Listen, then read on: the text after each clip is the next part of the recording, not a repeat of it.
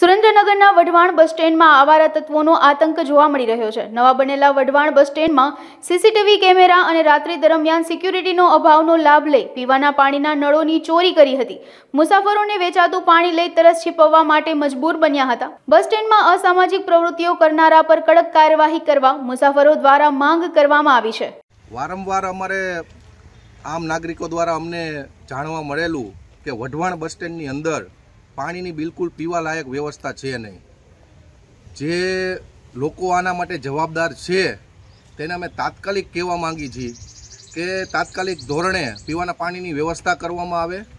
જે કોઈ નળ છે અને જે કંઈ ફિટિંગ હતું તે ચોરાઈ ગયેલું છે તો જે કંઈ જવાબદાર અધિકારીઓ છે તેની ઉપર પણ એક્શન લેવામાં આવે અને તાત્કાલિક ધોરણે લોકો માટે ઉનાળો આવે છે તો પાણીની વ્યવસ્થા કરવામાં આવે। વઢવાણની અંદર ઘણા સમય પછી બસ સ્ટેન્ડ નવું બનાવવામાં આવ્યું। ત્યારબાદ બસ સ્ટેન્ડ બનાવવા આજુબાજુના ગ્રામ્ય વિસ્તારમાં બિચારા બહેનો અને અભ્યાસ કરતા વિદ્યાર્થીઓ ઘણી બધી મોટી સંખ્યામાં વઢવાણ બસ સ્ટેન્ડમાં આવે। ત્યારે એ બસ સ્ટેન્ડમાં અત્યારે ઉનાળાનો સમય આવી ગયો છે અને ઉનાળો શરૂઆત થઈ ગઈ છે।